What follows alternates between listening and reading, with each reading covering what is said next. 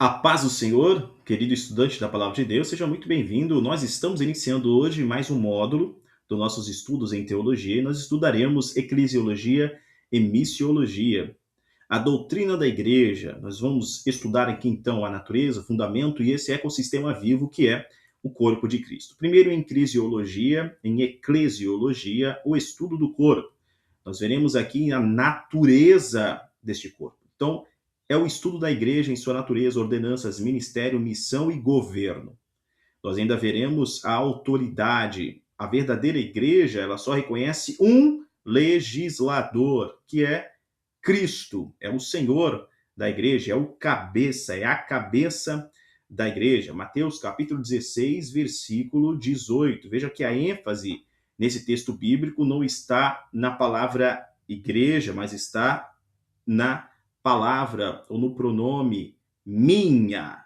Então aí é a minha igreja, disse Jesus. E nós temos ainda a dimensão da glória futura, que é exatamente o propósito mais elevado de cada cristão, ser semelhante a Cristo e aguardar a sua gloriosa vinda. Nós temos as três dimensões, então, da igreja. Primeiro, a igreja como uma instituição. O foco está nessa natureza fundamental. Definição é a base teológica e estrutural estabelecida por Jesus.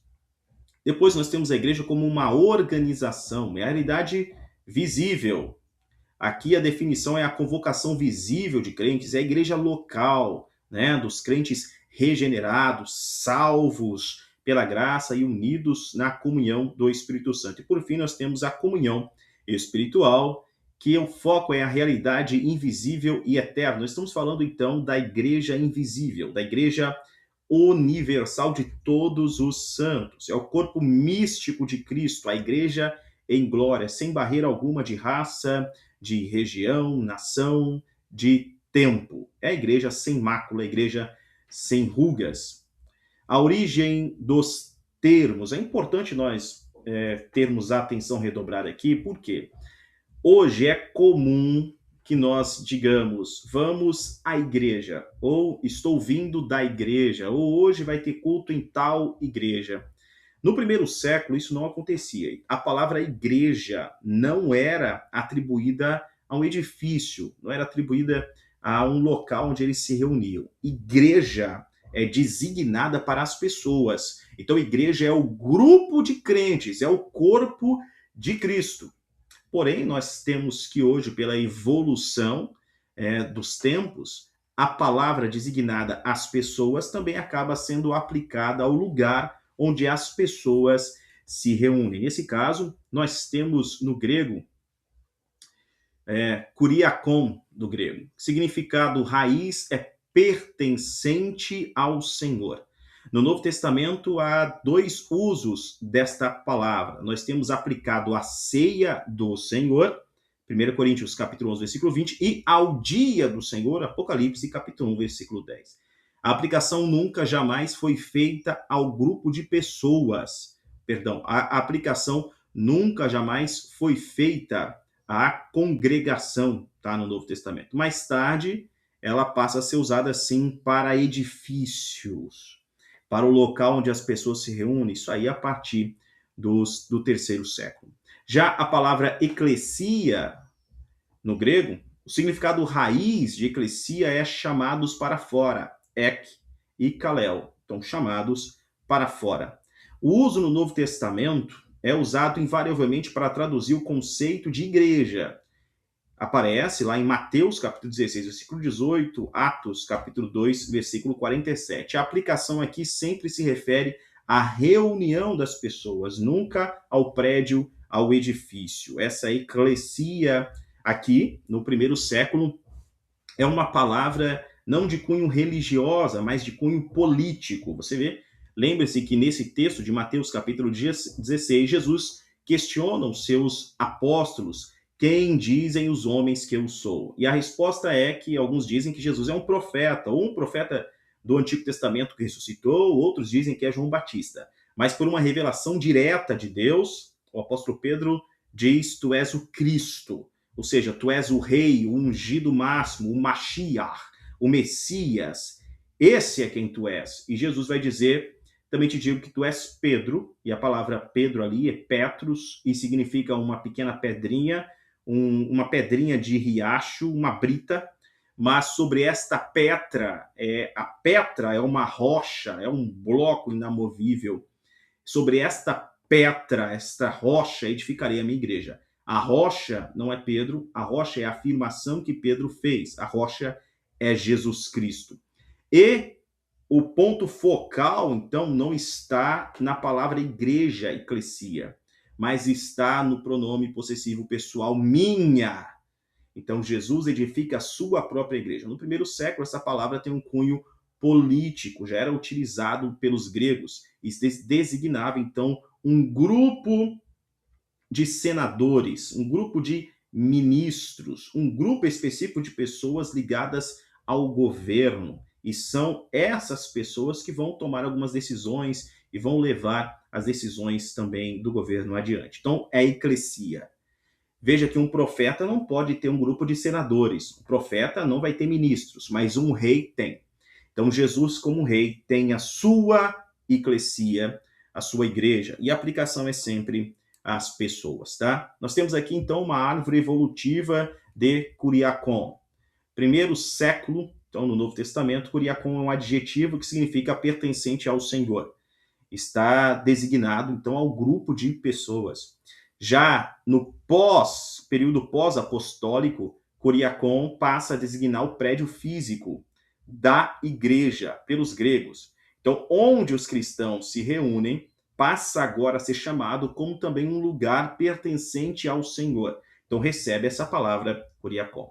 Na evolução europeia, o termo ele se reflete ainda, ele passa pela palavra escocesa kirk, que significa Igreja Nacional da Escócia. Então perceba, no primeiro século se refere ao grupo de pessoas. No período pós-apostólico já é o local onde essas pessoas se reúnem. Depois disso, de acordo com a evolução, nos períodos da história, já na Escócia, estamos falando de reforma protestante já vai passar a designar uma denominação, um grupo religioso, a Igreja Nacional da Escócia. E, por fim, chega em língua inglesa e culmina na palavra church, ou igreja em inglês. Tá? Os únicos termos bíblicos para prédios de adoração no Novo Testamento são apenas templo e sinagoga. O termo igreja ou eclesia refere-se exclusivamente às pessoas, nunca jamais a um edifício. Nós temos essa herança, então, de eclesia, os chamados para fora. Primeiro, o uso grego, originalmente refere-se a esses legisladores da República Grega, convocados para servir o país. Por exemplo, nós vemos na Assembleia Regular, que está presente em Atos, capítulo 19, versículo 39. Uma assembleia se reúne para deliberar sobre um assunto referente ao apóstolo Paulo. Então, nós temos ali um exemplo de eclesia se reunindo. Nós ainda temos o uso judaico disso na Septuaginta, que é a tradução do Antigo Testamento para o grego, koiné, o grego do primeiro século. Na Septuaginta, o termo carral, que era usado para congregação, carral, usado para ajuntamento, acaba sendo traduzido para a palavra eclesia. Nós temos um exemplo também disso aí, quando em Atos, capítulo 7, versículo 38, Estevão vai estar falando sobre esta carral, sobre a congregação, sobre a assembleia no deserto. Ele utiliza aí a palavra eclesia também. Já o povo de Jesus, os cristãos, tá ok? Jesus escolhe o termo eclesia para evitar a confusão com a sinagoga. Então, ele não usa o termo sinagoga, ele usa eclesia. Sinagoga é um lugar que era utilizado para a reunião dos judeus. É um local específico para que eles possam pregar, possam estudar. É a vida comunitária dos judeus no exílio, é a sinagoga. Dentro de Jerusalém, dentro de Israel, também existem sinagogas ali, especialmente para os cultos daqueles que estão distante do templo central, tá? Então Jesus não utiliza a palavra sinagoga, ele vai utilizar a palavra igreja. Edificarei a minha igreja. A ênfase, mais uma vez, não está na palavra igreja, nesse ajuntamento, mas a ênfase está na palavra minha. Haviam muitas outras igrejas, por assim dizer. Muitos grupos de senadores, dos reis das nações. César tinha sua igreja, César tem seu grupo político de senadores. Jesus Cristo edificará a sua própria igreja e edificou a igreja do Senhor, esta igreja universal de todos os santos, tá? Nós temos ainda esse desvio físico, né? A igreja, então, não é um prédio. Do primeiro ao terceiro século, a palavra eclesia refere-se unicamente à congregação, à união de pessoas. A nenhum edifício eclesiástico, nenhum edifício eclesiástico foi construído até o terceiro século. A partir do terceiro século em diante, existe a construção, então, de edifícios específicos para as igrejas. E aí o termo kuriake, a casa do Senhor, é inicialmente usado. Por fim, nós temos essa transnominação, que é quando ocorre essa metonímia, uma figura de linguagem natural, onde o prédio acaba recebendo o nome da congregação que abriga. Então, se nós temos hoje, em determinado prédio, uma igreja que se reúne ali constantemente, e os cultos naquele prédio, naquele local, estão acontecendo semanalmente, em tais dias da semana, e este prédio pertence à igreja, ou é alugado, está sobre o domínio da igreja, o poder da igreja, nós acabamos denominando este prédio de igreja. Mas essa é uma evolução do termo, ou seja, a igreja se reúne ali dentro. Acaba sendo identificado também como igreja, o lugar onde a igreja se reúne, mas isso só depois do terceiro século, chegando até a nossa presente era. Então não há mal nenhum em chamar um santuário, o templo, uma casa de reunião, de igreja, desde que se compreenda que, assim como a expressão beber o cálice em 1 Coríntios, capítulo 11, versículo 26, significa beber o seu conteúdo. A verdadeira igreja é o povo que está no interior do templo e não o próprio edifício feito por pedras. A realidade espiritual, a igreja não é uma denominação também. A partir da Reforma Protestante, houve uma fragmentação. Então, a Igreja Católica Apostólica Romana estava, como nós já tivemos esses estudos, se corrompeu. A figura do papado estava em descrédito, inclusive a própria figura de papa, o papado não é bíblico. Havia muita corrupção dentro dessa igreja, pecados desenfreados, e aqueles grupos de pessoas que queriam retornar à verdadeira igreja fizeram seus protestos. Os protestos não foram aceitos, houve a necessidade de uma separação. Então, esses grupos de pessoas foram apartados da igreja católica, mas eles se reuniram e assim nasceram as demais, assim chamadas igrejas protestantes, né? Então, nós temos várias denominações. Daí para cá, isso ainda ampliou-se muito. Então, cada denominação tem sua interpretação, em alguns pontos de menor importância acabam sendo divergentes. Nos pontos de maior importância, que são a salvação só através de Jesus Cristo, nós somos unânimes. Tem algumas pequenas formas de divergência ali. Então, causa e propósito dessa fragmentação, primeiro, o afastamento bíblico e reformas rejeitadas forçaram a criação de novos grupos. As denominações serviram como um método de Deus para preservar o reavivamento, esse retorno às escrituras, o retorno à sola escritura, o retorno a só a Deus a glória, o retorno à salvação pela graça, pela fé em Jesus Cristo. Então, isso é utilizado por Deus para esse retorno à verdade, a um reavivamento. E a integridade doutrinária e o fervor missionário. O ideal, então, do corpo é uma unidade verdadeira. Seria, idealmente, né, o melhor seria uma unidade universal em doutrina e organização de acordo com a Bíblia. Então, a verdadeira igreja compõe-se de todos os crentes, verdadeiros unidos no Espírito, para avançar o Evangelho e aguardar o arrebatamento. Então, a verdadeira igreja, a igreja universal, a igreja dos santos, não tem placa. Nós temos e há salvos em Cristo em várias denominações. em várias regiões diferentes do mundo. São fiéis à verdade da Escritura.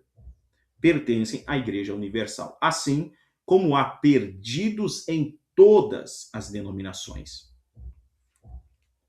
Nós temos esse paradigma, então, vital, primeiro, organização versus organismo. Temos uma igreja local e nós temos uma igreja espiritual. Nós temos um organismo e nós temos uma organização. Tá? Então, primeiro, como organização, natureza ela é estruturada, criteriosa, é governada por líderes, tem ordenanças, tem seus estatutos, está presente, tem um CNPJ, inclusive. É uma igreja local.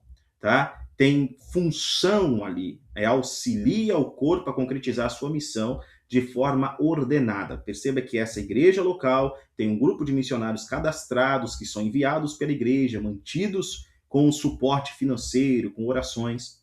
E existe uma limitação aqui. Então, uma organização perfeita, sem vida, não pode produzir frutos espirituais. Apenas a organização não tem vida em si. Então, se ela é guiada por homens, ela é estruturada como uma empresa em si, e não há espaço para Deus, isso não é uma igreja. É uma organização, é uma empresa sem fins lucrativos, ou com fins lucrativos, é uma empresa, não uma igreja. A verdadeira igreja ela é um organismo vivo, porém organizado, numa igreja local. Então é importante conhecermos de fato a igreja local. Se o que está sendo ensinado dentro dessa igreja é bíblico ou não. A visão de ganho é para o reino ou é para o bolso? Tá? Então, como organismo, a natureza, a igreja é um ser vivo e dinâmico. Fonte de vida, a habitação do Espírito de Cristo é a igreja. Romanos capítulo 8, versículo 9. Nós temos essa dinâmica aí, os membros interrelacionados. Não apenas uma coleção de indivíduos, mas uma vida coletiva verdadeira. A koinonia, a união, a comunhão dos santos, tá? Então, isso opera a vitalidade da Igreja Unida. Nós temos uma lente focal, que é importante que nós analisemos também, sobre as dimensões da eclesia ou da igreja. Primeiro, nós temos a igreja doméstica. É a manifestação microscópica. Tá? A igreja, de fato, as reuniões nos lares, onde não havia prédios, é aí que a igreja começa, lá no primeiro século, nos primeiros momentos, a igreja ela se reúne em lares. Então, o lar recebe a igreja, é do lar que vem a pregação, é do lar que vem o ensino. Hoje, em regiões de perseguição religiosa, a igreja se reúne nos lares. E os grupos ali reunidos podem ser grupos pequenos, de 4, 5 pessoas, 6 pessoas, que estão ali estudando a Bíblia, estão fazendo suas orações, estão cultuando ao Senhor. É uma igreja. No primeiro século é assim, a igreja está nos lares. Atualmente, a igreja permanece nos lares. Sua casa precisa ser uma manifestação da igreja. A minha casa precisa ser uma manifestação da igreja. Cada um cuide seus filhos na admoestação do temor do Senhor. Então, a igreja doméstica. Nós vemos aí um exemplo, 1 Coríntios, capítulo 16, versículo 19. Então, há múltiplas casas, reuniões de oração em casas, acabam formando uma única igreja local, tá? Então, sempre que uma carta é escrita para a igreja que está na localidade, ainda que sejam muitos grupos trabalhando nessa localidade, é uma só igreja. Por fim, nós temos agora aqui a igreja local, no segundo momento. Então, os cristãos identificados em um corpo, adorando e servindo em uma localidade específica, a igreja local, Atos capítulo 14, versículo 27. Uma igreja coletiva, já é mais uma das dimensões. São igrejas visíveis em uma região, agindo em conjunto e seguindo liderança apostólica. Exemplo, Atos capítulo 9, versículo 31. Nós temos as igrejas aí em Jerusalém, na Judéia, em Samaria, agindo como um conjunto, mas é uma igreja local. E nós temos, por fim, a igreja universal, todos os santos em Cristo Jesus, o número total de cristãos autênticos de todas as eras, no céu e na terra, Hebreus capítulo 12, versículos 22 e 23. Tá? Nós temos esse escopo, então, eterno da igreja universal. Primeira composição, todos os cristãos autênticos, aqueles que foram comprados, lavados, remidos pelo sangue do Cordeiro, pessoas que nasceram de novo, são feitas novas criaturas, são herdeiros de Deus, co-herdeiros de Cristo, tá? Então são os cristãos autênticos através dos tempos. É o corpo inteiro de Cristo. O destino deles, reunir-se-á no banquete, então, das bodas do Cordeiro. Segundo Apocalipse, capítulo 19, versículos de 6 a 9. Veja, isso acontecerá logo após o arrebatamento. A igreja será arrebatada, haverá uma igreja para o arrebatamento. E por fim, uma identidade aqui, a Universal Assembleia, a igreja dos primogênitos arrolados no céu, segundo Hebreus, capítulo 12, versículos 22 a 23. Tá? Existe ainda esse tecido regional da igreja coletiva, ou a igreja local, né? Embora as igrejas tivessem liberdade e não fossem regidas severamente por uma hierarquia rígida, elas não eram entidades isoladas. Nós não estamos tratando aqui de pastor de pastores, ou um pastor presidente, um bispo presidente, um papa sobre a igreja. Não havia isso. Cada igreja local tem sua administração independente aí nesse primeiro século. Porém, os apóstolos são reconhecidos como autoridade moral e espiritual. Os escritos apostólicos são recebidos como fonte, inclusive, divina, uma inspiração divina. Nós temos, assim, as cartas do Novo Testamento. Então, existe ainda essa ação conjunta dessa igreja coletiva. Veja, a palavra igreja, ela é usada no singular para descrever toda a região da Judéia, Galiléia e Samaria. Atos 9, 31. E não se fala de 3 igrejas, mas uma única igreja local. A liderança apostólica, essa submissão, coordenação mútua, é demonstrada no Concílio de Jerusalém. E a igreja reconhece o que ali é tomado, as orientações e as cartas doutrinárias, inclusive, do apóstolo Paulo também, né?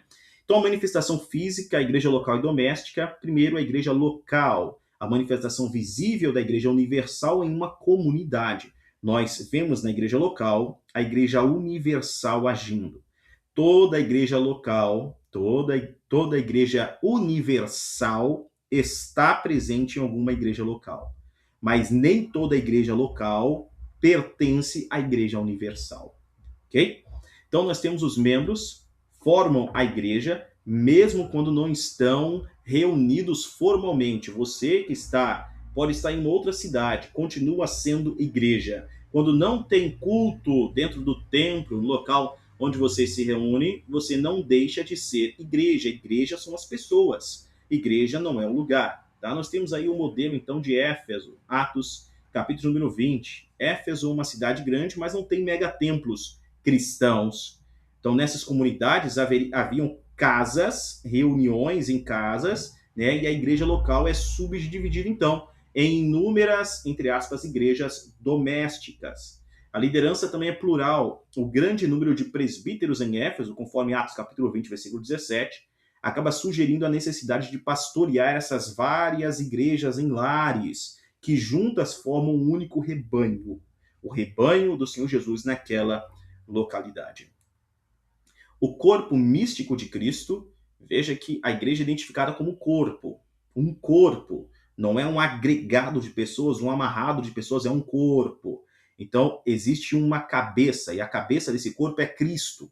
Após ascender à destra de Deus, ele continua no mundo manifestado através do seu corpo, que é a igreja, Efésios capítulo 1, versículo 22 a 23. Quem vê a igreja, vê Jesus. A atuação da igreja é a atuação de Cristo. O corpo é a igreja é a extensão do Senhor Jesus Cristo aqui na terra. Ele nos fez a promessa. Eis que estou convosco todos os dias, Mateus capítulo 28. Ele trabalha na terra através do seu corpo de forma mais poderosa do que antes. João capítulo 14, versículo de número 12.